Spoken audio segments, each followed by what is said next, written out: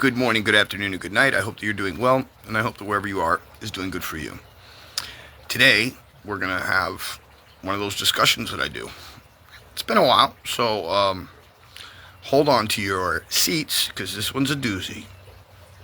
And it's a very simple one. If you want to look at it the way I do. What is a high value man and what makes a high value woman? Now, I have gone out of my way here because I don't like it when people think I'm being angry or that I'm being something other than what I am. And that is, I'm just trying to explain what it is. Now, the simplest form of what makes a high value woman is her ability to attract a high value man.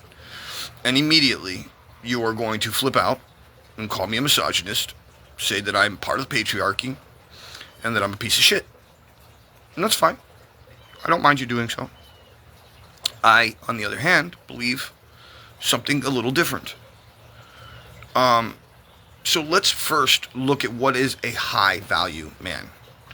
And many will just take it and say, well, high value man is a man who makes a lot of money. That's not true. It's not a high value man.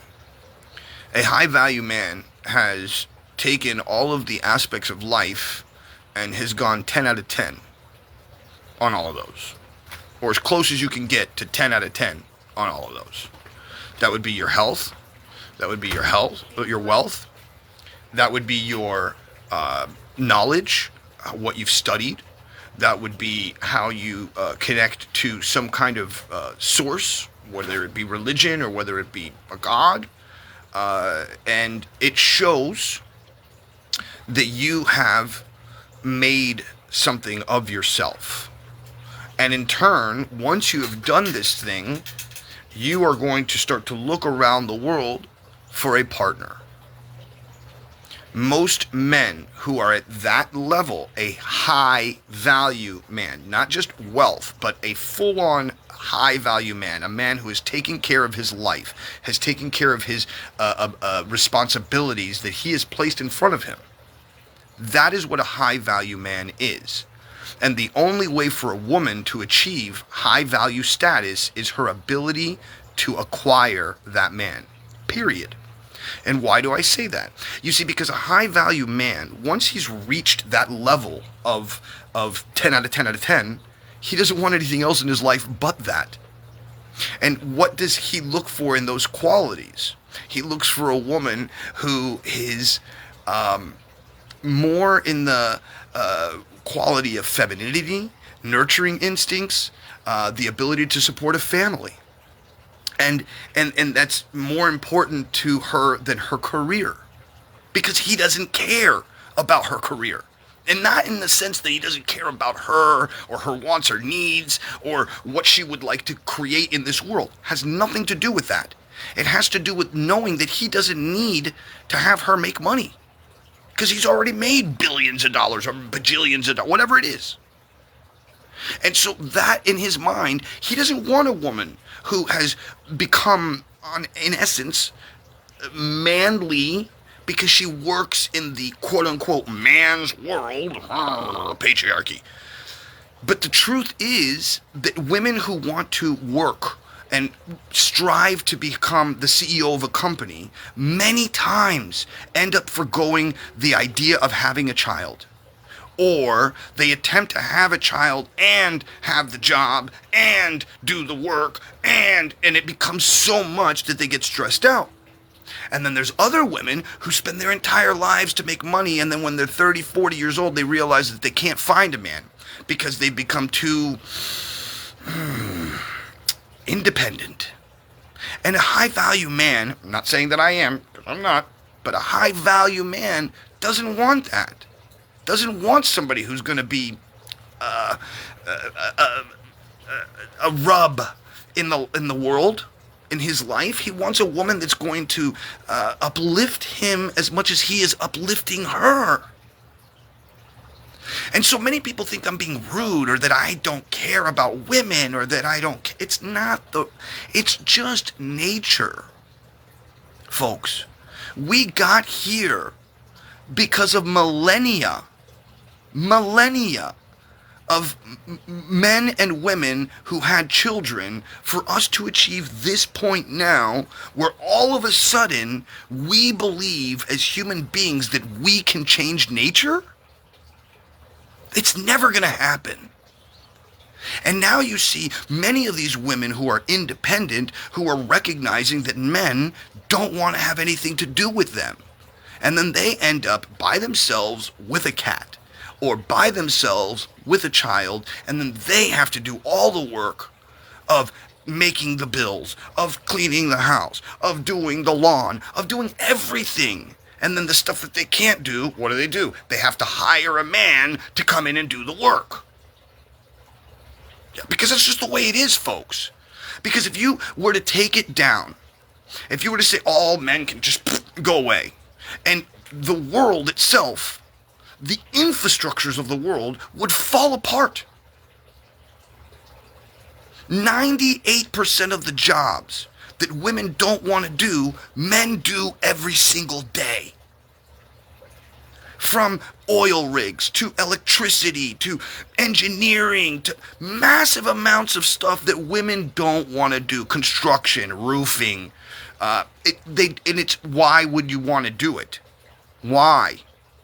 Why would you want to be on a roof in 104-degree weather, sweating your ass off, putting tiles on a roof? Nobody wants to do that. Not even the men who do it want to do it. But they do it because what is a man's job in this world? We are monkeys, folks. Men are nothing but monkeys. Big. That's all we are. We go, we break stuff. We go, we make stuff. We go, we kill stuff. And we come back. Look what I did. That's all we do. But the difference between a man and a woman is a man recognizes that the women are portals of consciousness. Literally, they have this vagina, and out of that vagina comes a being that has consciousness. We don't exist without them. And men, we recognize that like that. But women, on the other hand, they'll turn around and say, we don't need men. I don't need a man. I can IVF it. I can do whatever I want. I can be my own independent woman. And granted, you can do all of those things. But if you want to talk about the statistics, if you want to talk about the psychology, if you want to talk about the systematic issues that are that are confounded by having a woman have a child that doesn't have a man in their life, it is more than been studied. It has been more than shown that those people, more times than not, have harder times in life. And the people who have been raised with a mother and a father, who have a good home, who have money coming in, always, 9 times out of 10, always do better in life. And then those people who have had crappy lives, those people who have had bad fathers or bad mothers who have just left, are the ones that then get angry and point fingers at the people who are doing well and go, well, you had it better than me. No, it is now your point in this life to make the choice as an adult to stop allowing the trauma and drama of your family's past to be in your life. It is your choice to become better, not to become bitter and angry, which is what a lot of people are doing. And I don't mind you. If you want to be an adult and you want to go in the world and you want to be gay, be gay. If you want to be transgender, be transgender. I don't care. But if you want to have a life that is going to, it's the idea of whether it works or it doesn't work over time. Thousands of years. And guess what? For thousands of years prior to this, it's been a man and a woman having a child. Now, if you want to get into what's going to happen in the future, how genetics, how the idea of attaching technology to our brains like Neuralink, and the ability to change our bodies, change the nature of who we are, that's going to happen in the next 5 to 10 years, by all means. What you used to think of plastic surgery as being strange and crazy, just wait for when you see people having unicorn, like literally a bone coming out of their head because they genetically altered their body. Or the same thing with putting a tail on their butt and having a monkey tail come out. That's going to happen. It's already being studied. It's already being looked at. So those things are going to happen. So now, are we supposed to just go along for the ride? Nothing matters. Nothing has any value. There's no God. There's no... So nothing matters. And if nothing matters, I can do whatever I want. And I live in a world where it's all about me, my life, my wants, my care. I don't give a fuck about anybody else. I can do whatever I want with my life, and you have no way to talk to me about it. Fine. Great. Then go. Go be whatever you want to be. But don't force anyone else in this world that doesn't want to live that way. You can't force an ideology into it and express this ideology as being one of compassion and one of acceptance, and yet you don't accept what people are. You can't. Because it just doesn't work. Look at where we are right now. We can see what has happened with feminism. We can see what has happened with the LGBTQ world. We can see what's happened with DEI. It's all absolutely insane. It's socialism, it's Marxism, fed into the world of children. Telling children that they're not in the body that God gave them?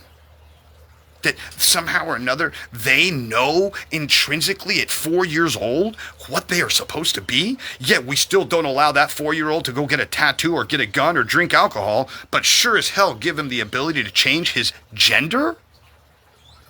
And what is gender anyways but an expression of your personality? It has nothing to do with the sex. Gender is nothing more than a personality choice.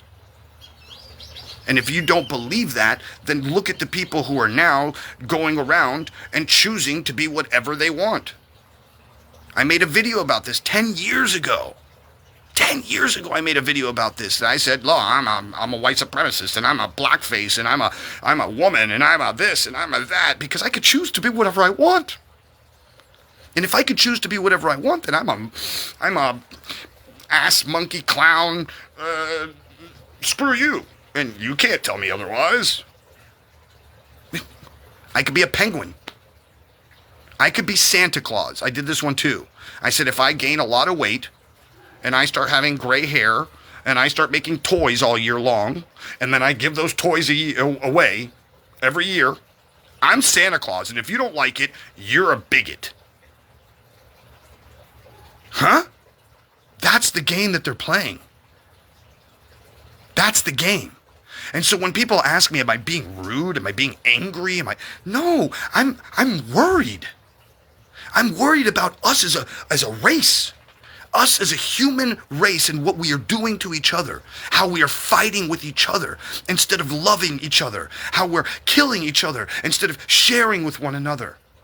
How we're raping each other instead of giving to each other. That's the sadness that runs through my heart. That's the reasons why I don't want to be a figure famous with lots of money. It's so... It's nothing to do with what this thing that we're living in is actually about. The thing that we're living in is what are you doing in your life to inspire other people? To have the spark of divinity within them that says to them, I want to be better. I want to create more. Because that's all that matters in this life. If you're not doing that, then what are you doing? And with that, my friends, please go out into the world and find somebody to do something for. And if you can't do something for yourself, it does start with you. Number 2, don't get caught up in all the crazy stuff, because if you do, whoopee, whoopee, whoopee. And number 3, if you don't mind, please like, share, subscribe. Send this out to somebody who wants to see it.